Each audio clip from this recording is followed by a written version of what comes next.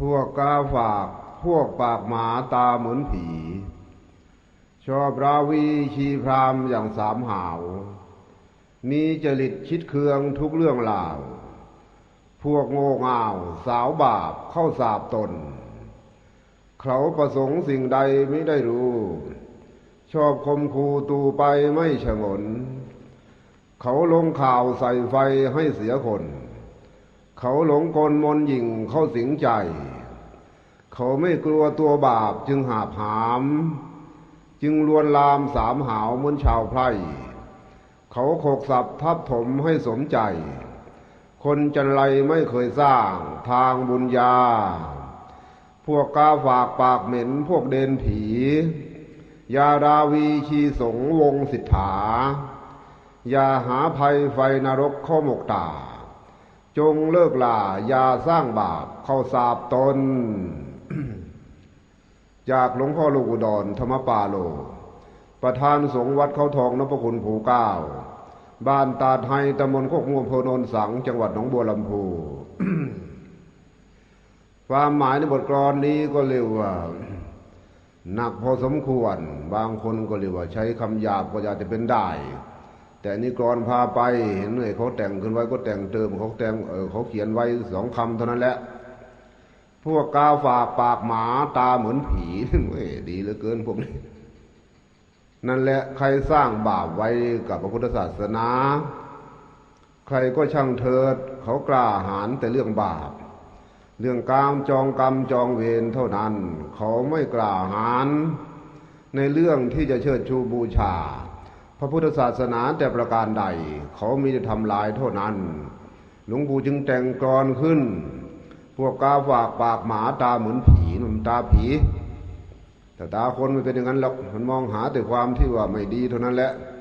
ชอบราวีชีพรามอย่างสามหาวนั่นมีจริตคิดเคืองทุกเรื่องเหล่าพวกโง่เง่าสาวบาปเข้าสาบตน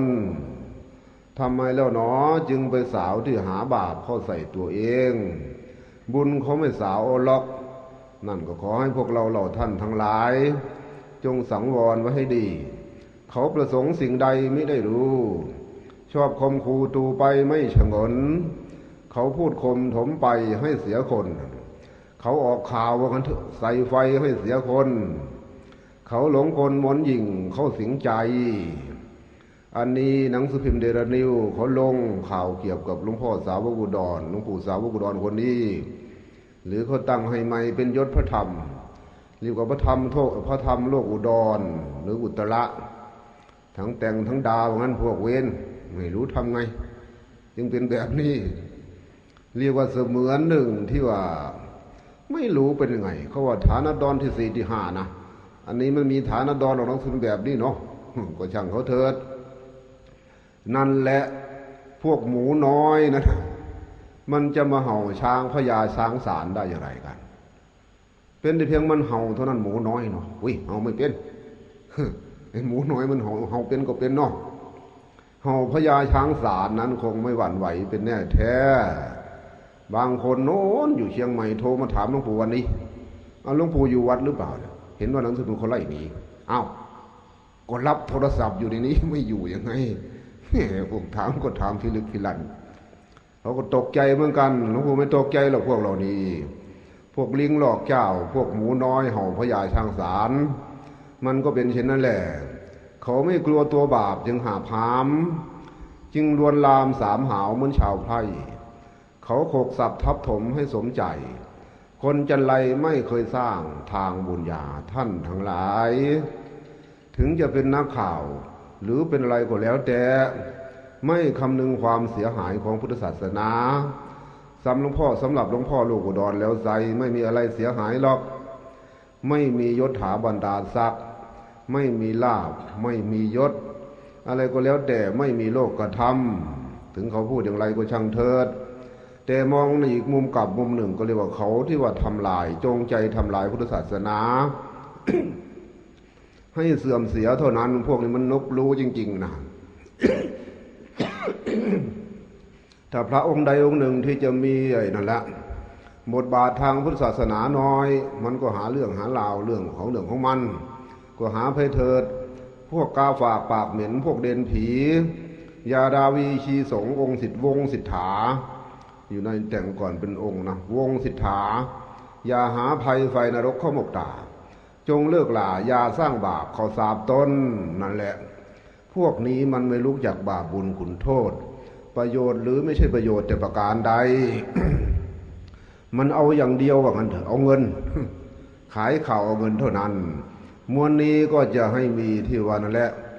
โทษผู้ล่วงเกินผู้มีคุณธรรมหรือพระอริยเจ้ามีอยู่10ประการมวลนี้จะส่งไปให้หนังสือพิมพ์เดลดิวเรียกว่าไอเลยเปิดเทปฟังลองดูก็ให้มันเข้าใจซะเรื่องบาปบุญคุณโทษพวกนอกศาสนานี้จะเป็นเช่นไรก็ไม่รู้ข้อที่หนึ่งไม่บรรลุธรรมที่ยังไม่บรรลุนี่โทษผู้ล่วงเกินนะจะได้รับข้อสองเสื่อมจากธรรมที่บรรลุแล้วข้อสามธรรมของผู้นั้นย่อมไม่ผ่องแผ้วข้อสี่เกิดความสำคัญผิดคิดว่าตนบรรลุธรรมข้อห้าศีลที่มีอยู่แล้วจักเศร้าหมองลงข้อหกถูกโรคภัยเบียดเบียนอย่างหนักข้อเจ็ดจะเป็นคนวิจิตรฟุ้งซ่านถึงวิกลจริตข้อแปดไม่ยินดีในการพฤติธรรมสุจริตข้อเก้า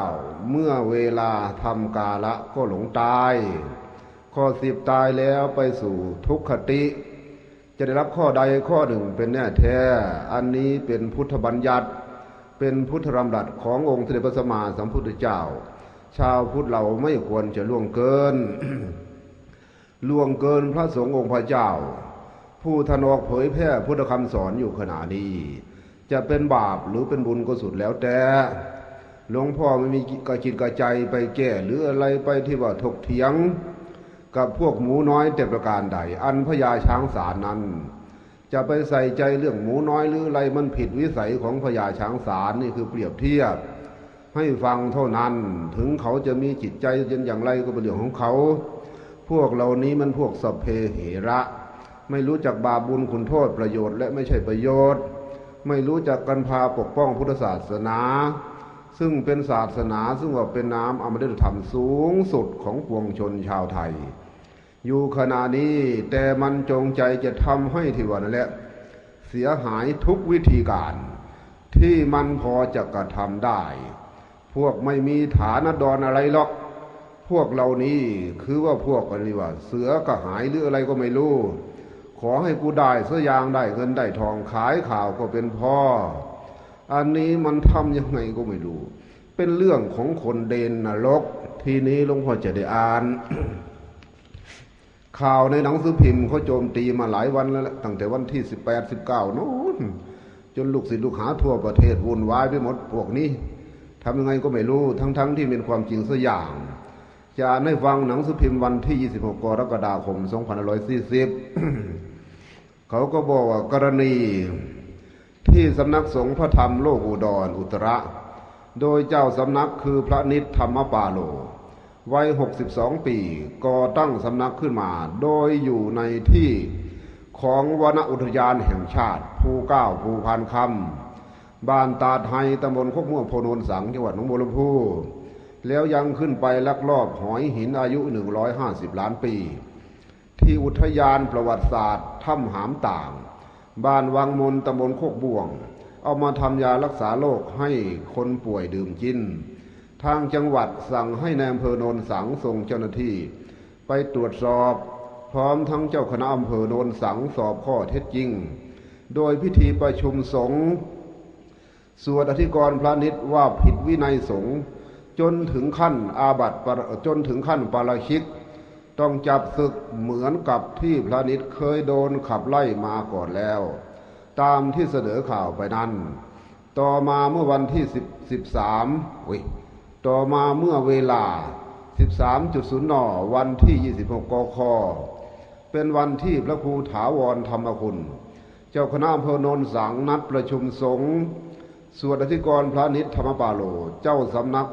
พระธรรมโลกุตระอุดรพระธรรมโลกอุดรอุตระโดยจัดประชุมสงฆ์ทุกวัดในเขตอำเภอโนนสังที่วัดบ้านหนองแวงตำบลกุดดูอำเภอโนนสังจังหวัดหนองบัวลำพูปรากฏว่าพระนิตไม่ยอมมายังวัดบ้านหนองแวงให้สวดอธิกรณ์พระครูถาวรธรรมคุณ จึงให้พระอาจารย์สมศรีจันทปาโลพระเลขานุการเดินทางไปเรียกตัวพระนิตยังสำนักพระธรรมโลกอุดรอุตระบ้านตาไทยแต่ได้รับทราบจากพระในสำนัก ของคณะสงฆ์อำเภอโนนสังยูเว้ยมันใช่หรือเปล่าโอ้ยไม่ถูกเมื่อยทางสำนักว่าพระนิตไปอยู่พระนิตไม่อยู่เดินทางไปจำศีลภาวนาไม่เหมือนกบเนาะก็ดีแล้วกูใส่สำนวนอย่างนี้เนาะในถ้ำเสือตกกลางป่าลึกบนวนุทยานแห่งชาติภูเก้าภูพานคำภูเก้าภูพานคำกลางป่าลึกบนห้วยตรงไหนล่ะนะอันไปอันมามันหลงเมื่อกลางป่าลึกวนุทยานแห่งชาติภูเก้าภูพานคำตั้งแต่เช้าวันหลวงปู่นี้ตั้งแต่เช้าของวันที่26นะคาดว่าจะหลบหนีการสวดอธิกรณ์ พระครูถาวรธรรมคุณกล่าวว่าการสวดอธิกรณ์พระนิตธรรมปาโลวันนี้เพราะถือว่า พระนิตธรรมผิดวินัยสงฆ์ชั้นปาราชิกขาดจากการเป็นพระภิกษุทางอำเภอรอผลจากการดำเนินการ ของคณะสงฆ์อำเภอโนนสังยูแต่พระนิตไม่ยอมมาให้สอบสวนอธิกรณ์อย่างปีที่แล้วก็มีการสวดอธิกรณ์พระนิตทำให้พระนิตลุกขึ้นชี้หน้าด่าคณะสงฆ์ต่างๆนานาพร้อมทั้งให้กราบไหว้ตัวพระนิตอ้างว่าเป็นพระสาวกโลกอุดรอุตระกลับชาติมาเกิดทางคณะสงฆ์จึงมีมติให้ศึกไล่ออกจากวัดพระนิตจึงหลบหนีไปแต่กลับมารอบเปิดสำนักสงฆ์บนวนอุทยานแห่งชาติเท่าที่ตรวจใบสุทธิพบว่าพระนิตบวชเมื่อวันที่7 กค. 2526ผิดเหลือเกินคนบวชแต่นานกว่านี้ที่วัดสุนทรประดิษฐ์อำเภอเมืองจังหวัดกาฬสินธุ์ชื่อวัดก็ไม่ถูกความจริงบอกให้ก็ได้วัดชัยสุนทรตำบลกาฬสินธุ์อำเภอเมืองจังหวัดกาฬสินธุ์มันนี่ก็ถูกสิหลวงปู่รู้อยู่แล้วมันเพี้ยนกฎหมายมันเพี้ยนไปไม่เอากฎหมายมันได้นะหลวงปู่ก็รู้ เพื่อฟ้องร้องขึ้นมาก็ไม่ใช่ชื่อของท่านนี่ไม่ใช่วัดของท่านบอกให้ว่าอย่างนั้นเนาะนายใจการันตีประธานกลุ่มอนุรักษ์วนอุทยานแห่งชาติภูเก้าภูพานคำบ้านวังมนตำบลโคกม่วงโพนนสังเปิดเผยว่าตั้งแต่เช้าตรู่มีพระภิกษุจำนวน4 รูปนั่งรถไถนามาตามเส้นทางบ้านตาไทยขึ้นไปบนวนอุทยานแห่งชาติโดยใช้ผ้าคลุมศีรษะทุกรูปไม่ทราบว่าเป็นใครไม่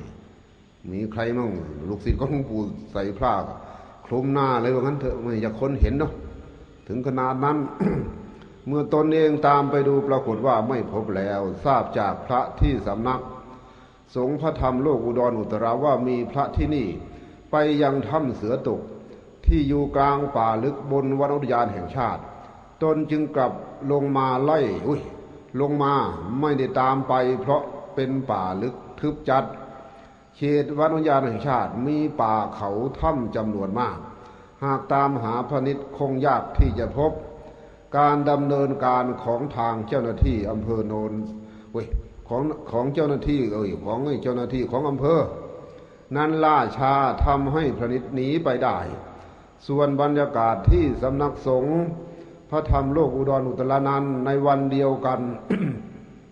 นี้รู้สึกเงียบเหงาผิดปกติแตกต่างจากทุกวันแตกต่างจากทุกวันไม่มีการเปิดเทปไม่มีการเปิดเทปคำเทศนาของเจ้าสำนักให้คนฟังเหมือนทุกวันพระภิกษุในสำนักต่างมีอาการเสื่องซึมไม่เบิกบานเหมือนก่อนๆคงเป็นเพราะทราบข่าวเจ้าสำนักถูกจัดสวดอธิกรณ์และหลบหนีไปแล้วเลยเกิดความเศร้าโศกขึ้นมาทำให้สำนักสงฆ์หงอยเหงาลงไปถนัดใจเลยทีเดียวไม่ใช่เช่นนั้นที่คณะสงฆ์อาตมาวัดอาตมาหงอยเหงานั้นเขากำลังบังสกุลหาเดลนิ้วยังไม่รู้เรื่อง อันนี้ไม่มีเป็นมูลความจริงแม้แต่ตัวหนังสือตัวเดียวอยู่ในนี้มันลงไปได้อย่างไงพวกนี้นั่นแหละอย่าไปหลวงปู่ไม่ร้อนอกร้อนใจนะก็บอกแล้วอธิกรณ์ต่างๆไม่เคยมีถ้าใครกล้าดำเนินอธิกรณ์อาบัติปาราชิกกับหลวงพ่อโลกุดรจะแถมเงินให้อีก100,000 บาทไม่ใช่ธรรมดานะเพื่อปกป้องพุทธศาสนาไม่ได้ท้าทายถ้าเป็นจริงนะพระผู้ใหญ่ท่านไม่ได้เป็นแบบนั้นเจ้าคณะอำเภอโนนสังนะท่านก็รู้แก่ใจเคยพูดเคยคุยกันแต่พวกหนังสือพิมพ์มันตีเอาเองมันน่ะเรื่องของเรื่องที่ผ่านมาก็มีความกระทบกระแทกกันมั่งกระทบกระทั่งกันมั่งเป็นธรรมดาของพระผู้ใหญ่เท่านั้นไม่มีล็อกที่หลวงพ่อเรียกว่าคณะสงฆ์มากราบสำคัญตนเองว่าเป็นพระธรรมโลกุฎรกลับชาติมาเกิดมันเป็นไปไม่ได้ นั่นแหละก็จะพูดซะน้อย ไม่ถึงขนาดนั้นหรอกนาคนเหล่านี้ทำไมยังพูดเช่นนั้นทีนี้ก็จะบอกซะเลยบอกคณะลูกศิษย์ลูกหานั่นน่ะดอยภูเก้าทินเขาสูงมุ่งสัทธรรมให้จดจำจารึกผนึกไว้วัดเขาทองนพคุณทินบุญใจทั่วเขตไทยจะได้ซึ้งถึงคุณธรรมอรหันต์ยังมีอยู่คู่ภูเก้าชาวพุทธเราอย่าหลงผิดชิดทางต่ำหลวงปู่สาวกอุดรผู้สอนธรรมคนใจต่ำคงไม่ซึ้งถึงนิพพานก็มีแค่ดีไอ้พวกนี้ทำไมจึงไปทำเช่นนั้นทำให้พุทธศาสนานั้นกว่าที่ว่าองค์สมเด็จพระสัมมาสัมพุทธเจ้าของเรานั้นจะได้ตรัสรู้ก็ด้วยความเหนื่อยยากลำบากใจใช้เวลาตั้ง6 ปีเต็มถึงกว่านั้นจะเห็นได้ท่านทั้งหลายหลวงพ่อสาวกอุดรคนนี้ไม่ชอบการอ่านหนังสือเท่าไหร่นักจึงเทศตามตัวหนังสือไม่เป็นทางอ่านตามตัวหนังสือมันกระตุกกระตักเดี๋ยวความคิดมันพุ่งไปก่อนนี่ก็หายหมดคือความจริงนะถ้าเทศปฏิภาณเคยดำเนินมาเช่นนั้นเป็นการถูกต้องฉะนั้นเขาจะว่าอย่างไรก็ช่างเขาฉะนั้นพวกเหล่านี้ ไม่เคยเข้ามาสัมผัสกับวัดเขาทองนพคุณภูเก้าไม่ใช่สำนักสงฆ์นะสำนักสงฆ์อะไรตั้งมาตั้งแต่โน้น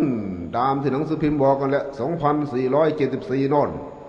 เป็นวัดวารามที่ถูกต้องตามพระธรรมวินัยตามกฎหมายของบ้านเมืองส่วนวนอุทยานแห่งชาตินั้น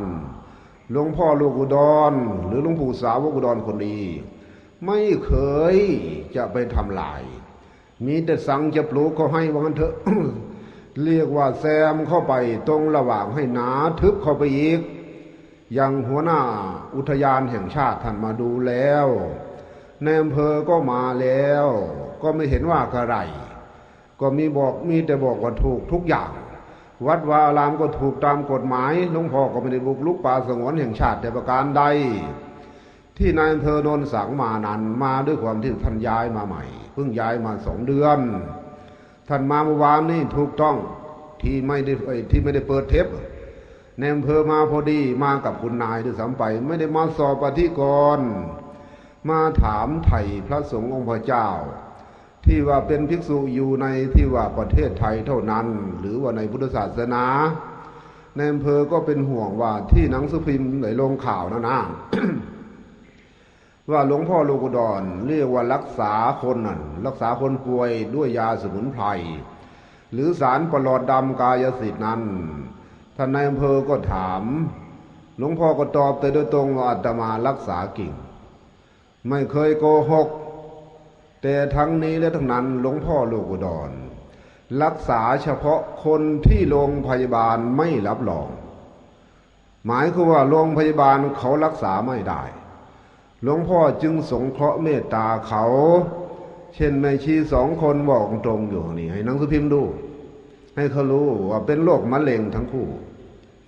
เรียกว่ามีใบที่ว่ารักษาอยู่ที่โรงพยาบาลศิริราชเมื่อเขามาพึ่งพาหลวงพ่อแล้วคนโรงพยาบาลไม่รับรอง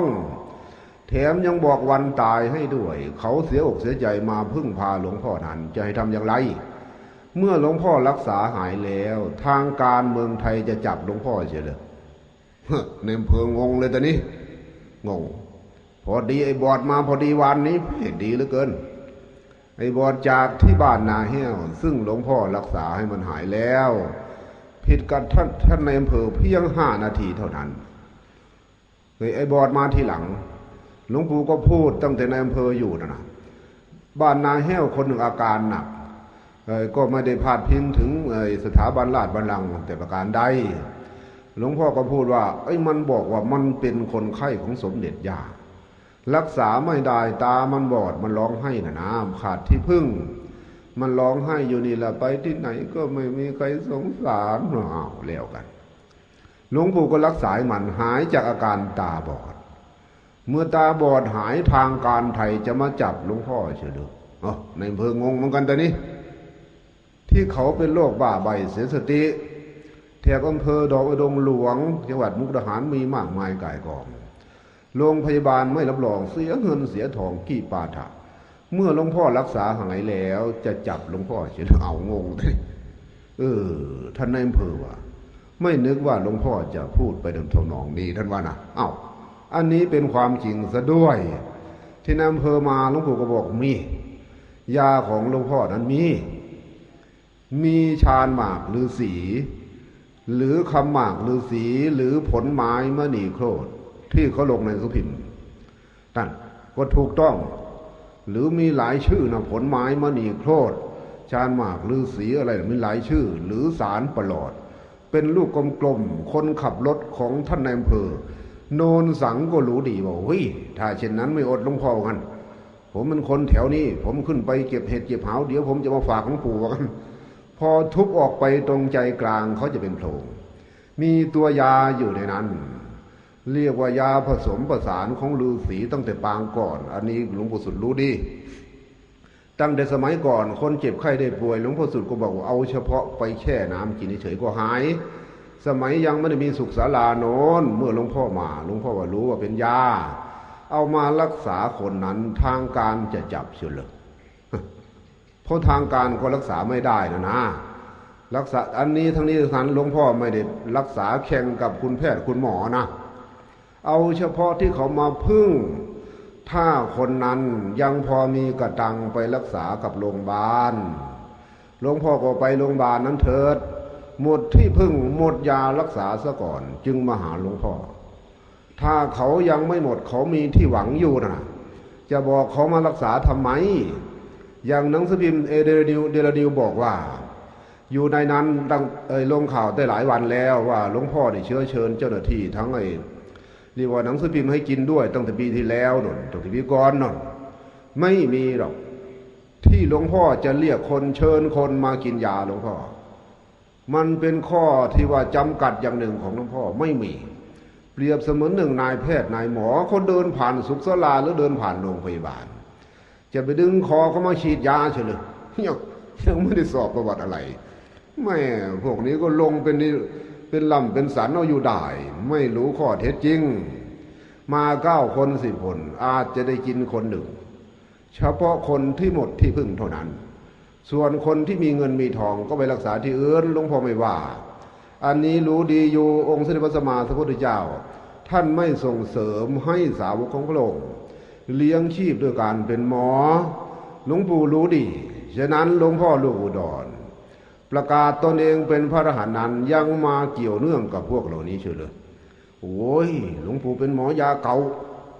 ทีนี้เมื่อเขามาขอร้องคนรักษาเขามั่งเท่านั้นละไม่มีกระจิกกระใจไปทำเป็นอาชีพอะไรหรอกเดี๋ยวนี้ประเทศไทยเป็นอารยประเทศสูงสุดกว่าทุกประเทศหลวงพ่อรู้ดีการรักษาเยียวยาถูกต้องทั้งหมดหลวงพ่อรู้ขนาดคนเป็นโรคไหลตายหลายรายต่อหลายรายเขาก็ว่าเป็นโรคหัวใจล้มเหลวหัวใจวายเพราะอะไร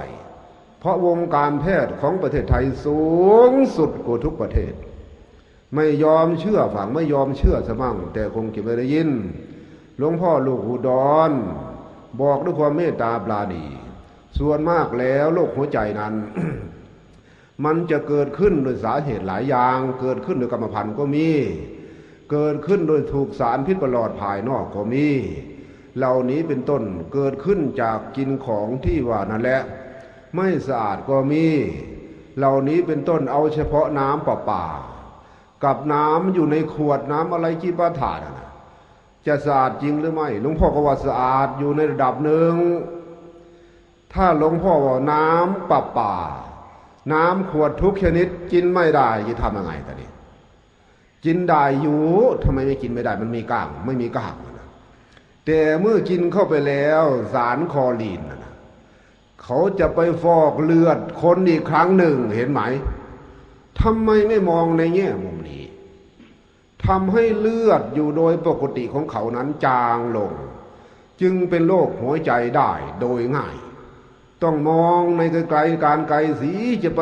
ศาสตร์เฉพาะขวดกินได้เฉพาะขวดเมื่อไหร่อันนี้หลวงพ่อไม่ได้กล่าวตูให้เสียหายแต่ประการใดมันสุดวิสัยของน้ำของที่ว่าการประปาเขาก็ทำเช่นนั้นทุกประเทศจะไปตักเอาตรงไหนแล้วมันไม่มีน้ำฝนก็กินไปเลยตามที่เป็นจริงควรจะต้มซะก่อนน้ำประปาน้ำขวดทุกชนิดต้มสุกๆแล้วก็มากรองแล้วก็นั่นแหละก็มีเครื่องกรองอีกครั้งหนึ่งถึงจะค่อยกินถึงจะดีนะ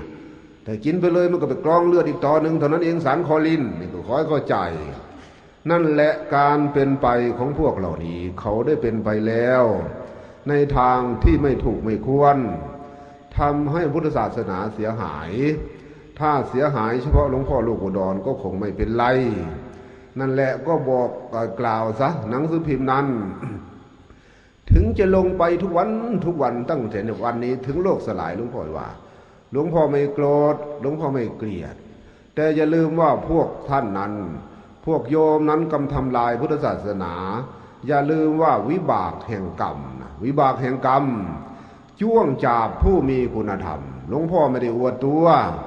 พระไม่เหมือนกันท่านทั้งหลายก็ขอให้เข้าใจต่อแต่นี้ไปเพื่อไม่เสียเวลาสะก่อนจะวกเข้าเศรษฐกิจบ้านเมืองของประเทศไทยสะก่อนเดี๋ยวนี้กำลังที่ว่าเศรษฐกิจตกต่ำเงินบาทลอยตัวลอยขึ้นลอยลงอะไรก็แล้วแต่ทำให้ร้านค้าต่างๆขึ้นของไม่ขึ้นก็ไม่ได้เพราะว่าเงินมันลอยต่ำสินค้าก็ต้องลอยขึ้นเป็นธรรมดาน้ำมันก็ขึ้นบ้างเล็กน้อยจีปาถะรีประการหนึ่งก็จะพูดในมวลนี้ซะอย่างที่พวกร่างกฎหมายรัฐธรรมนูญสสลนะก็เขาร่างไปเถิดพวกไม่มีจิตสำนึกไม่มีจิตสำนึกว่าพุทธศาสนานั้นเป็นศาสนาเรียกประจำชาติของประเทศไทยเขาก็ยังบอกว่าถ้าลงศาสนาพุทธเป็นศาสนาประจำชาติเกรงว่าจะได้ที่วันนั้นแหละทำให้ศาสนาอื่นเสียความรู้สึกเขาบอกกันเอ้าเป็นงั้นไปได้เนาะนั่นแหละท่านทั้งหลายหลวงพ่อจะไม่ได้เจาะจงคนใดคนหนึ่งในระบบในคณะร่างสสลนั้นมีสสสอบตกตั้งหลายคนตกตั้งหลายสมัยเรียกว่าเป็นคนสิ้นหวังหลายคนอยู่ในนั้นจึงร่างรัฐธรรมนูญนั้นแบบวิปลาสเขาให้ซะแล้วเรียกว่าขนาดจะรับรองพุทธศาสนานะก็ไม่มีเรียกว่าไม่มีจุดยืนในพุทธศาสนาก็พูดเพียงแค่นี้แหละพวกไม่มีศาสนานั้นอย่าไปรับรองคณะรัฐบาลสสหรือวุฒิสมาชิกอย่ารับรองสิก็คนไม่มีศาสนาไปร่างรัฐธรรมนูญจะรับรองเขาทำไมคำว่าศาสนานั้นเห็นไหมก็ต้องอะไรมีการสั่งสอนคณะญาติโยมเรียกว่าให้มีใจทางให้มีบุญทางจิตใจให้ชุ่มจิตชุ่มใจไม่ให้กำเริบเติบสารบ้านเมืองจึงจะนั่นแหละจึงจะเจริญรุ่งเรืองในทางที่ถูกที่ต้องเมื่อชาวพุทธหรือว่าเมื่อปวงชนชาวไทยขาดที่พึ่งทางจิตทางใจแล้วไซ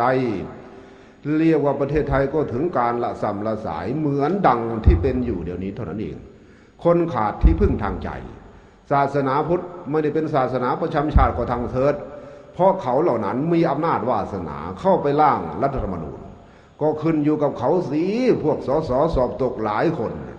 บางคนก็หวังดีอยู่หรอกแต่บางคนสิ้นอะไรตายอยากในการเมืองเห็นไหม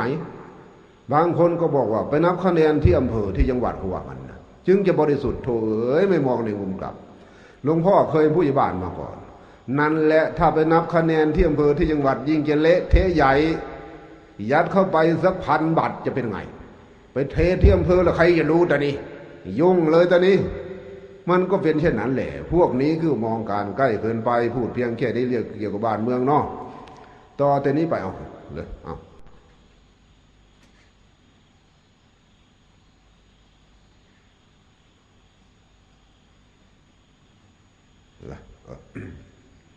เอาต่อแต่นี้ไป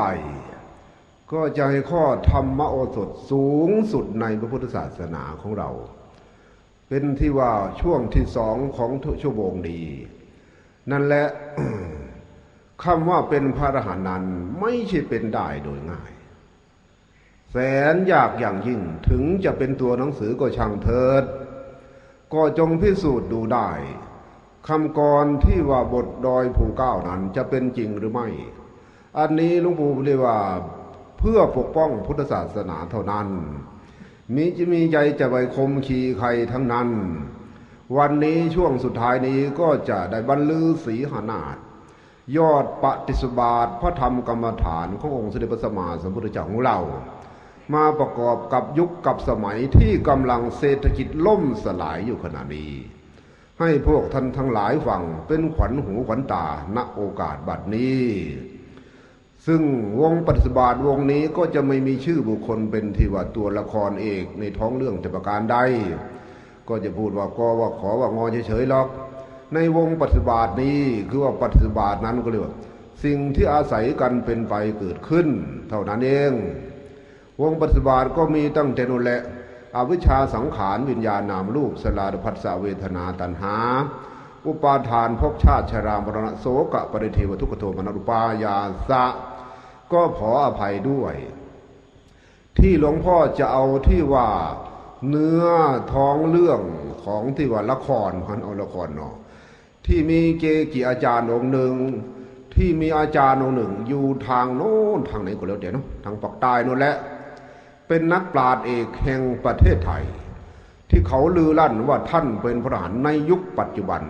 ในยุคที่ผ่านมาท่านมรณภาพท่านนิพพานไปแล้วเรียกว่าเจ้าคุณองค์นั้นท่านนิพพานไปแล้วที่ท่านอธิบายไว้เกี่ยวกับที่ว่านักเรียนสอบตกนี่วงปฏิบัติฟังให้ชัดจะเกี่ยวเนื่องมาถึงเศรษฐกิจให้ได้ทีนี้เมื่อนักเรียนคนนั้นได้ไปเห็นข้อสอบหรือข้อประกาศว่าตนเองสอบตกก็เลยเสียใจเกิดที่ว่าเป็นในที่ว่าอะไรเป็นที่ว่ารูปนามหรือนามรูปที่เป็นทุกข์ท่านว่างั้นเป็นนามรูปที่เป็นทุกข์ในขณะที่นักเรียนคนนั้นไปดูข้อสอบว่าสอบตกแต่หลวงพ่อว่าท่านพูดเอาเฉยไม่มีหรอกนักเรียนสอบตกที่จะมีข้อประกาศมีแต่คนสอบได้แต่ท่านบอกว่ามีก็มีหลวงพ่อจะอธิบายให้ดูตอนนี้ว่าจะแยบย่นหรือว่าถูกต้องกว่ากันเพียงไรท่านเจ้าคุณตรงนั้นก็บอกว่าเมื่อนักเรียนคนนั้นไปดูตัวเองว่าสอบตกจึงเกิดที่ว่านามรูปให้เกิดเป็นทุกข์เห็นไหมให้เกิดเป็นทุกข์แล้วก็เป็นเวทนานั่นแหละจึงจะเป็นตัณหาอุปาทานตัวกูของกูเป็นทุกข์ด้วยรูปนามด้วยนามรูปไม่ใช่รูปนามนะท่านว่าอย่างนั้นนะอันนี้ก็ทำให้เป็นทุกข์ที่ว่าทำให้นามรูปเป็นทุกข์แต่ไม่รู้ว่านามรูปอะไรคนทั้งโลกเชื่อเลยว่างั้นเถอะเชื่อคนอย่างนั้นเชื่อที่เขาตีเอาตามความหมายตามตัวหนังสือเท่านั้นอธิบายวงปฏิบัติไม่ได้ทุกวรรคทุกตอนลองฟังวาทะของพระอรหันต์ตัวจริงลองดูสิตอนนี้จะเป็นเช่นไรนอกเสียจากว่าภิกษุสามเณรทั่วแคว้นแดนไทยเขาจะไม่รับรองเท่านั้นหลวงพ่อจะขึ้นซะเลยเรียกว่าอวิชชามีความหมายว่าไม่รู้อดีตไม่รู้อนาคตไม่รู้ปัจจุบัน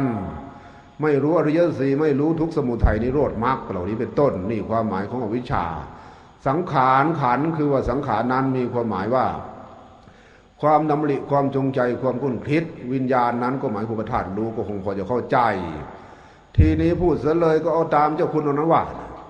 นักเรียนคนนั้นได้ยินข่าว หรือว่าไปดูอย่างทันว่าก็ได้ เห็นว่าสอบตก เห็นว่าสอบตกตัวนี้การปรุงแต่งเกิดขึ้นแล้วเพราะมีอวิชชาเป็นปัจจัยอวิชชาหมายความมีวิญญาณอวิชชาเป็นปัจจัยวิญญาณโง่นะมันจึงถือว่าทำให้โง่วิญญาณอยู่เฉยๆนะมันจึงปรุงแต่งขึ้นมาเป็นวิญญาณอวิชชาผู้โง่เขาผู้ไม่รู้จริงอ่ะนะเมื่อมีวิญญาณอวิชชาแล้วจึงมีวิญญาณสังขารเห็นไหมเขาไปปรุงแต่งอยู่ในนั้นเลยสังขารตัวนี้แปลว่าคิดมันคิดจึงให้มีวิญญาณคิดแต่นี้เมื่อมีวิญญาณคิดไปแล้วจึงทำให้เกิดนามรูปเสียนามรูปตัวไหนแต่นี้ก็นามรูปตัวที่นักเรียนคนนั้น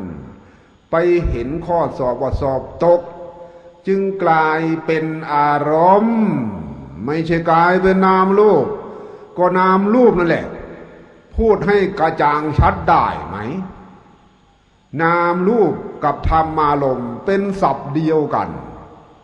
นั่นมันไปเกาะอยู่ในนั้นว่าตัวเองสอบตกตัวเองในที่นี้ก็หมายถึงว่าภาพซ้อนภาพ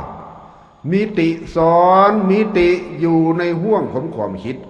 แต่มันมีภาพของตัวนักเรียนคนนั้นซ้อนอยู่ในความคิดนั่นเอง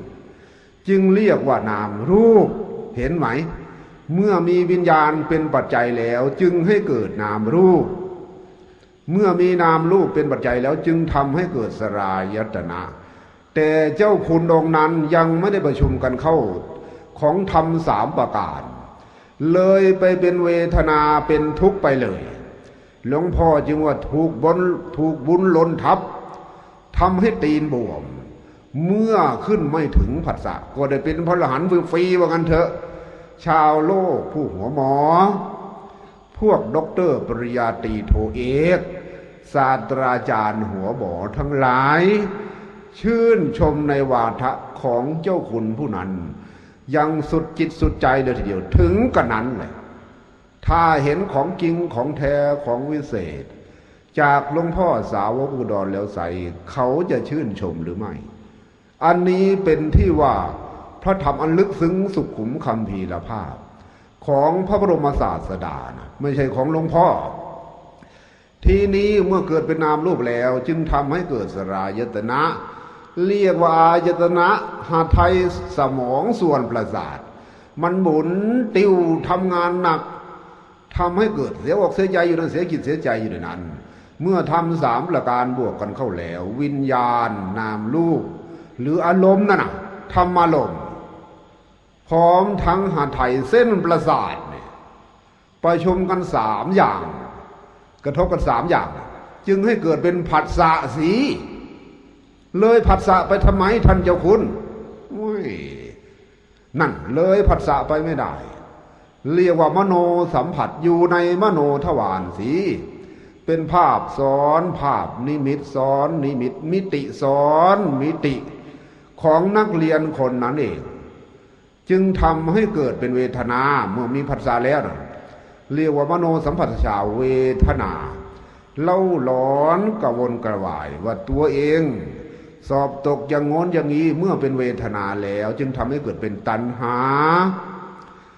ทีนี้ตอนนี้ตัดตัวกามตัณหาออกซะก่อนเขาสอบตกเราสอบตกติดอยู่ในสภาวะภาวะตัณหาน่ะติดอยู่ในภาวะตัวตนสอบตกร้องห่มร้องไห้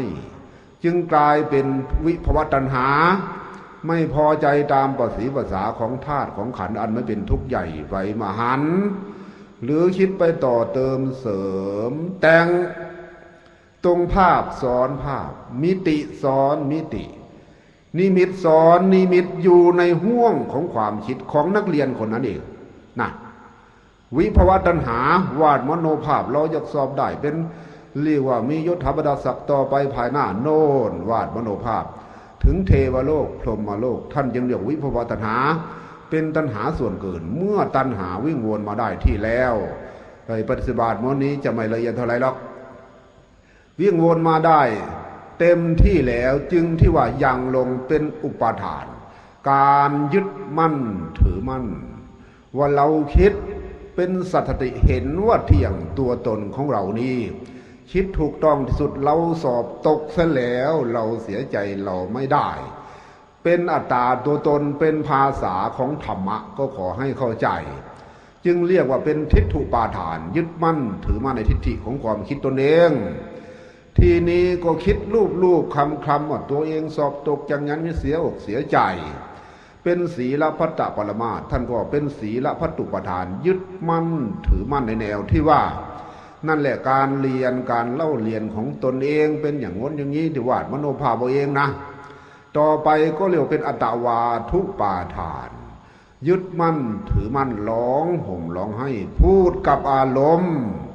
ร้องให้กับอารมณ์เท่านั้นท่านทั้งหลายแก้มไหมถึงหลวงพ่อจะพูดช้าๆถึงเสมือนหนึ่งไม่มีความหมายนะลองแปลปุณให้ดูสิทีนี้วงปฏิบัตินั้นไม่ใช่ทิ้งตอนบวกเลยตั้งแต่อวิชชาสังขารนามรูปสลาผัสสะเวทนาตัณหาอุปาทานพบทั้งกาวตอนนั้นหมุนติ้วหายไปจ่อยดิ่งลงเป็นภพนั่นเรียกว่าเป็นภพอยู่ในนั้นภพอุปทานภพตัณหาภพเวทนาภพผัสสะภพสลายตนะภพนามรูปภพวิญญาณภพสังขารภพอวิชชามาอยู่จุดเดียวตรงตัวภพเห็นไหมชัดแจ้งไหมตอนนี้นี่แหละคือวาทะของพระอริยเจ้าแห่งยุคของพระอรหันต์แห่งยุคจะไปเกลียดทำไมพวกอื่นหลวงพ่อจะพูดตรงนี้คือว่านั่นแหละดิ่งลงเป็นภพแล้วก็ตัดตอนกามาภพอักษกรจึงกลายเป็นรูปภพนิมิตซ้อนนิมิตมิติซ้อนมิติภาพซ้อนภาพว่าเราสอบตกไม่ได้เป็นดับเป็นดีมันก็เป็นอยู่ในห้วงของความคิดจึงกลายเป็นรูปภพยึดมั่นถือมั่นอยู่ในนั้นตัวยึดมั่นมันก็มาอีกนะทิ้งไม่ได้มันอยู่ในภพมันหมดเลยทีนี้เป็นรูปภพแล้วจึงเกิดเป็นเวทนาที่เป็นอรูปภพตัวเวทนาร้องห่มร้องไห้เป็นทุกข์เป็นสุขก็เป็นเวทนาก็เรียกว่าเป็นอรูปภพเห็นไหมเพียงสองตัวเท่านี้จะไม่รู้เฉย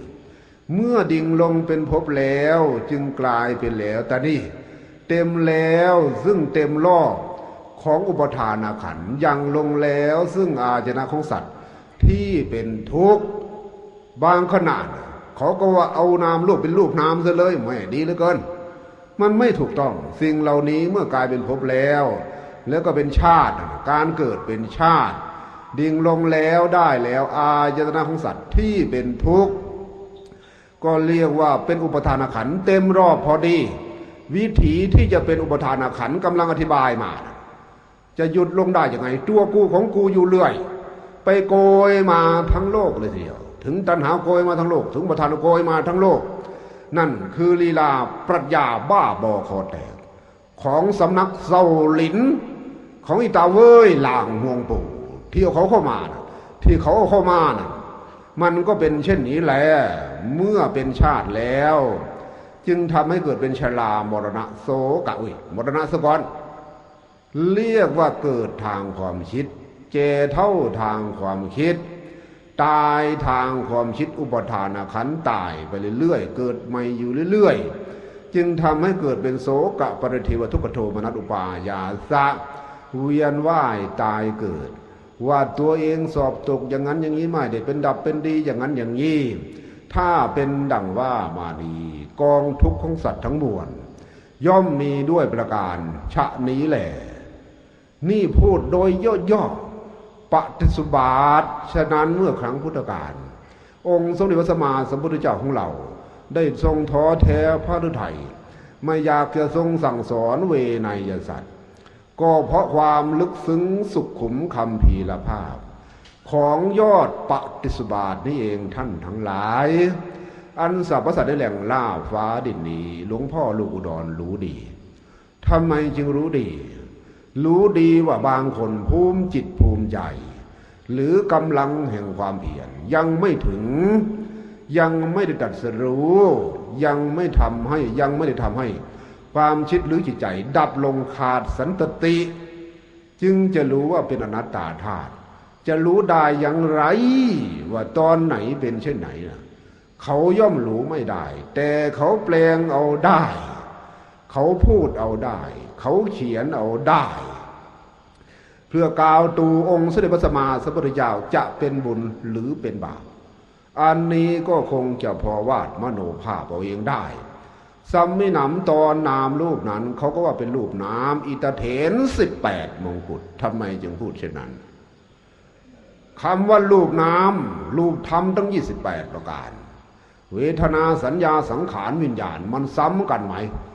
รูปเวทนายังไปไม่ถึงก็มีแล้วฝ่ายรูปธรรมยังไปไม่ถึงคือตัวสรายนะ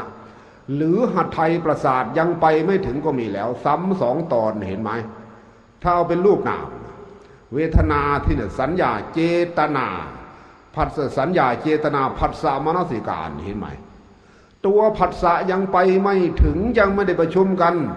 เรียกผัสสะอยู่ตรงกองนามรูปอีตาเถน18 มงกุฎเด็ดเหลือเกินมันก็เป็นเช่นนี้แหละขายหน้าไหมตอนนี้เมื่อหลวงพ่อสาวกดอนธรรมะปาลุอุบัติบังเกิดขึ้นมาในยุคที่มันมืดบอดขนาดนี้ได้มาเจรไนยังแจ่มแจ้งแทงตลอดเสร็จแล้วนั่นแหละเขาจะจับหลวงพ่อศึกใครจะมาจับพระอรหันต์ศึกเนาะดีเหลือเกินเรียกว่าสอบอธิกรณ์ต้องอาบัติปาราชิกฐานอวดอุตริมนุสธรรมก็ยังไม่มีอธิกรณ์สักทีโนดไล่ถึงบุรีรัมย์ลูกศิษย์ของหลวงพ่อนี่ก็อยู่บุรีรัมย์บนโมโหโกธาหลวงพ่อยังไม่ได้ไปบุรีรัมย์โปรดพวกผมสักทีแต่หนังสือพิมพ์บอกไว้ก่อนเลยประดาเจ้าคณะจังหวัดบุรีรัมย์ไล่ตะเพิดหนีอีกเหมือนกันดีเหลือเกินหนังสือพิมพ์เดและนิวนี่หรือฐานดรของพวกโยมเป็นชนีเชียวหรือฉะนั้นที่หลวงพ่อประกาศตัวเองเป็นประธานในเทปก็พูดให้คณะลูกศิษย์ลูกหาฝ่ายภิกษุสมณเณรภิกษุตั้ง40 องค์นะวัดเขาทองนพคุณนะสามเณร3แม่ชี3เป็น46 ปีนี้ว่างั้นเถอะนั่นแหละก็มีบางคนถามว่าลูกศิษย์ของหลวงพ่อมาเองหรือไปบังคับของปะถวยบังคับใครยังได้มันรู้นิติภาวะเป็นพระเป็นเจ้าจะบังคับกันอย่างไรเมื่อท่านมาแล้วหลวงปู่ก็รับไว้แต่โดยดีฉะนั้นจะกล่าวย้อนมาเหมือนกันวงแห่งปฏิสุบาทได้เผาผลาญลานหล่นเศรษฐกิจของชาวไทยให้ล่มสลายอยู่ขนาดนี้บางคนก็ถึงกับฆ่าตัวตายถึงขนาดนั้นนะเศรษฐกิจล่มสลายประเทศไทยเพราะผลแห่งบาปบางสิ่งบางอย่างถึงขนาดนั้นแหละเมื่อนักเศรษฐกิจหรืออะไรก็แล้วแต่เศรษฐกิจเศรษฐกรก็แล้วแต่เนาะพวกนักธุรกิจก็ตามเขามีเงินมีทองตั้งแต่สมัยนายพลเอกชาติชายชุนวันเป็นนายกรัฐมนตรีพวกนักธุรกิจเศรษฐกรเศรษฐศาสตร์เหล่านั้นมีผลกำไรมากมายก่ายกองเมื่อเขามีกำไรเป็น10 ล้าน20 ล้าน100 ล้านก็ตามเขาย่อมนำเงินส่วนนั้นไปทำบุญกับฝ่ายสังฆเพศเปรตบันดลเห็นไหมเงินทุกบาททุกต่างเขาทำไปนั้นเรียกว่ามาเมื่อวานเนี่ยเรียกว่านาแห้วพวกนาแห้วคณะลูกศิษย์หลวงปู่มหาวานผมไปทำบุญแต่ฝ่ายนั้นเดี๋ยวนี้ทุกข์ใจเลยหลวงพ่อว่าอ้าวก็เศรษฐกิจอย่าไปโทษเขาว่างั้นหลวงปู่ว่ามันก็เป็นเช่นนี้แหละไปทำบุญกับฝ่ายสังฆเพศฝ่ายไหนไม่รู้นะเอาเฉพาะมหานิกายเป็นวงเขาวงเดิมของพระพุทธเจ้าได้รับการเผยแพร่มาจากพระเจ้าอโศกมหาราชเอาแค่นี้ก็บอกทีนี้ยังไม่พอเป็นลัทธิซ้อนลัทธิอยู่ในพุทธศาสนาสัมมาอรหังหมอทรงนั่นนะไม่บริจาค500เลย500 ล้านไม่ใช่500 บาทเรียกว่า3 ล้าน4 ล้านเลยพอไปถึงวัดท่านก็นั่งทางในดูนะพ่อแม่ของโยมตายไปแล้วเดี๋ยวขึ้นสวรรค์ชั้นดุสิตเทวโลกถ้าโยมอยากไปอยู่กับพ่อกับแม่จงทำทานมากๆหน่อยนะวัก10 ล้านถวายไปเลยว่างั้นเถอะเศรษฐกิจเผาไหม้ขนาดนี้แก้ไขได้ไหมก็เพราะพวกหลงไปในทางต่ำทางผิดซะแล้วเขาไม่ได้เป็นพระพุทธศาสนาในคำสอนของเขานะ สัมมาอรหังนั้นเป็นศาสนาอะไรไม่รู้ศาสนาพุทธมีนิดหน่อยเพียงอโลกสินนอกนั้นผิดหมดกลายไปเกิดมาเกิดวิญญาณถ้าเป็นผู้ชายเข้าทางจมูกพ่อถ้าเป็นผู้หญิงถ้าเขาจมูกแม่ว่าแม่พี่เล่นพูดเหมือนกับเด็กเล่นทีนี้มีกายทิพย์กายหยาบกายละเอียดกายไปเกิดมาเกิดกายพระโสดากายสกทากายนาคามีกายพระอรหันต์กายที่ผ่านวาดมโนภาพตัวเองจะเป็นพระหลานตามหรือไม่คนยังไม่รู้แห่กันไปเลยล้นฟ้าล้นแผ่นดินทีนี้แผ่นดินไทยยังสูบเอาพวกเรานี้กันเถอะถึงขนาดนั้นหลวงปู่พระป่าพระดอยประพฤติธรรมกรรมฐานอยู่ตามป่าตามดอยเลื้อยมาเมื่อถูกต้องปฏิสุบาทสูบก็ให้แล้วแต่นี่ถึงขนาดนั้นพวกนักที่ว่าลงทุนทั้งหลายก็มากมายก่ายกองร้องห่มร้องไห้ก็ล้วนแต่ว่านั่นแหละเกิดแล้วซึ่งกองนามลูกเห็นไหมเรียกว่าเราขาดทุนเราล่มสลายเปรียบเทียบเลยก็เหมือนเด็กกำลังสอบตกนั่นน่ะมีแต่ตัวตนมีแต่เราทั้งนั้นเลยมันเป็นอนัตตาธาตุดินน้ำไฟลมประชุมกันเข้าไม่มีสัตว์บุคคลตัวตนเราเขาเท่านั้นเองก็ยังว่าแหละทั้งหลวงปู่ตอนปฏิบัติธรรมกรรมฐานก็เหมือนกันมันก็มีตัวเราอยู่เทินเท่อนั่งเทินเท่อทีนี้ขันธ์ห้ามันเกิดมันดับอยู่เรื่อยเรามองไม่ออกเราล่มเราจมเราขาดทุนอย่างนั้นนี้ย่อยยับบางทุนบางคนก็เรียกว่าขาดทุนเป็น100 ล้านพันล้านก็มีเรียกว่า10 ล้าน20 ล้านบริษัทใหญ่โตล้มลง2,000 กว่าบริษัทถึงขนาดนั้นนี่แหละผลแห่งบาปได้สู่ประเทศไทยเสียแล้วเรียกว่ามีการลาวีฝ่ายมหานิกายเป็นวงเขาวงเดิมของพุทธองค์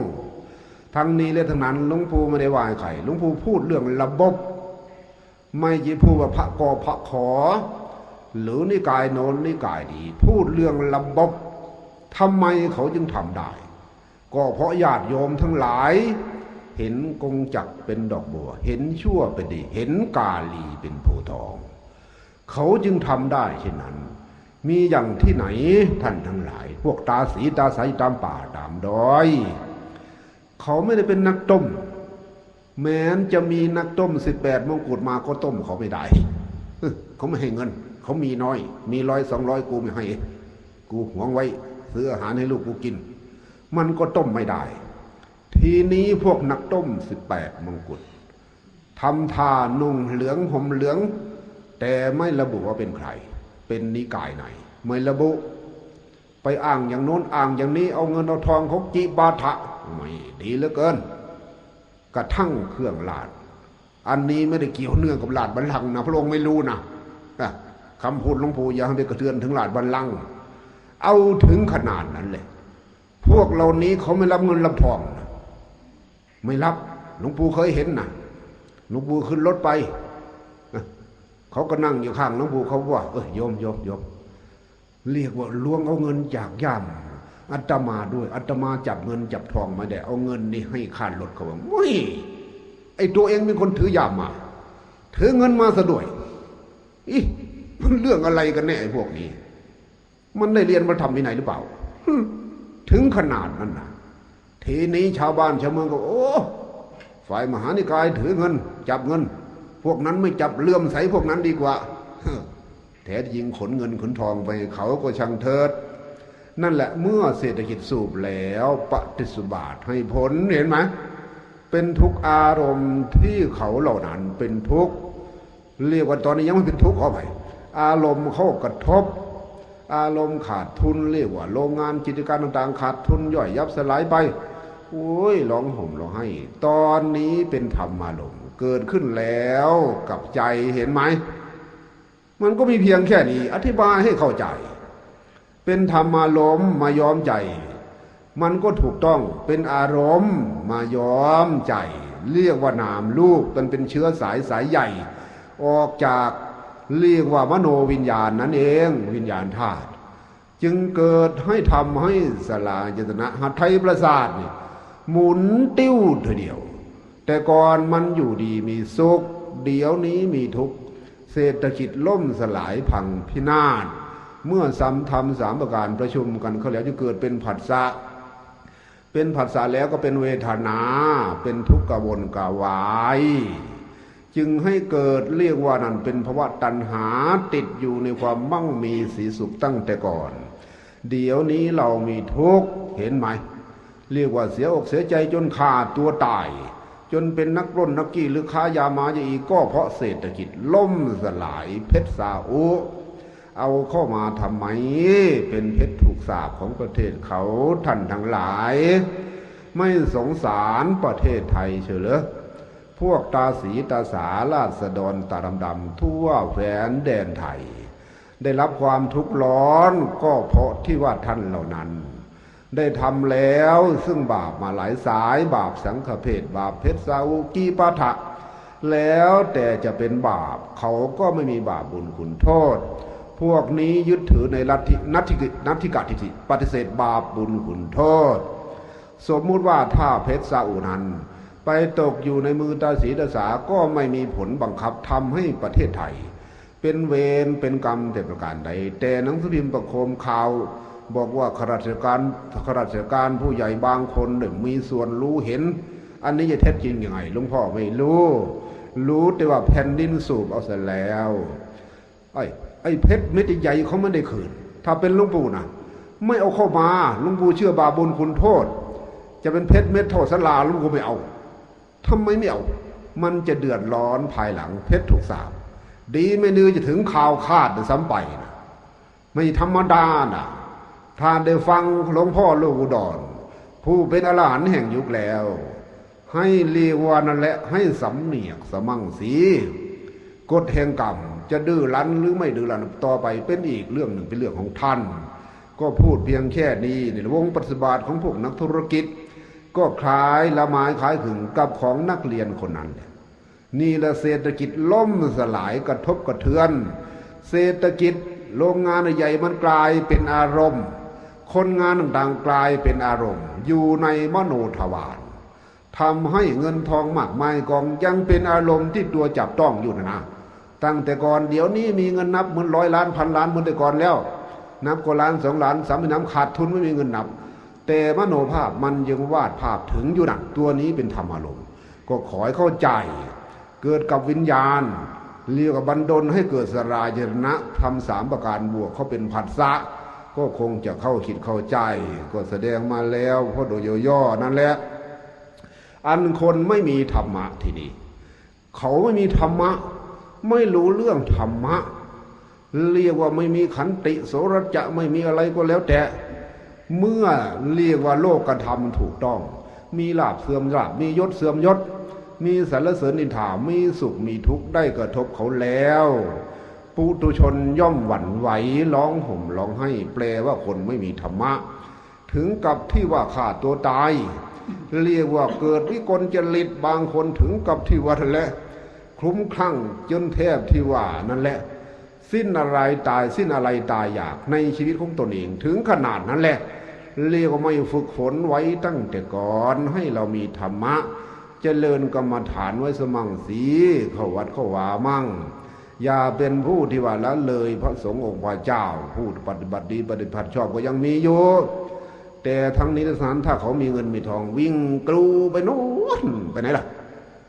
ไปหากราบไหว้ผู้ที่ตายไปแล้วกระดูกเป็นแก้วเป็นทองเขาไปเลยเหมือนกันเถอะนะคนไหน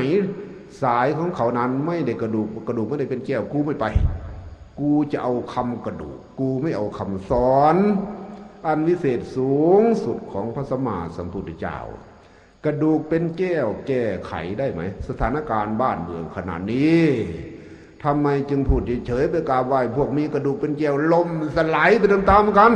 โอ้ยดีเหลือเกินเศรษฐกิจล่มสลายยังยึดมั่นถือมั่นกระดูกที่เป็นแก้วของอาจารย์ต่างๆอยู่ถึงกระนั้นถึงจะตายลงนรกไม่เขาคงลงด้วยกันเป็นแน่แท้เมื่อหลวงพ่อโลกอุดรธรรมปาโลได้ที่ว่านั่นแหละให้ข้อคิดเห็นบางอย่างบางสิ่งมาวันนี้ก็เรียกว่าเป็นคติเตือนใจของผู้ฟังทั้งหลายส่วนหนังสือพิมพ์เดลนิวนั้นก็ช่างเขาเถิดก็พวกโยมสร้างบาปหรือสร้างบุญ หลวงพ่อหรือจะหวั่นไหวลงมาตั้งแต่น้อนวันที่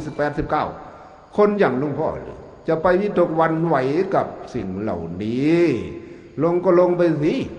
แต่หลวงปู่ว่ามันเรียกว่าทำให้ศาสนามัวหมองไม่ควรกระทำจงแก้ข่าวให้ด้วยถ้าไม่กลัวบาปกรรมนะถ้ากลัวบาปกรรมนะถ้าไม่กลัวบาปกรรมก็ช่างเถิดไอ้คนไม่มีศาสนาหลวงปู่รู้ทำอะไรก็ทำไปสิคนไม่มีศาสนาหลวงพ่อจะแยแสทำไมนั่นแหละท้ายที่สุดหยุดลงนี้ก็ขอให้เราท่านทั้งหลายอย่าไปวิตกวิจารณ์กับพวกไร้สาระไอ้พวกที่ว่าหมูน้อยเห่าช้างเห่าพญาช้างสารพญาช้างสารเปรียบเหมือนหลวงพ่อหลวงอุดรแถวป่าหลุมย่อมไม่หวั่นไหวเป็นแน่แท้ก็ขอให้ท่านทั้งหลายจงประสบแต่ความสุขความเจริญทุกท่านด้วยเถิด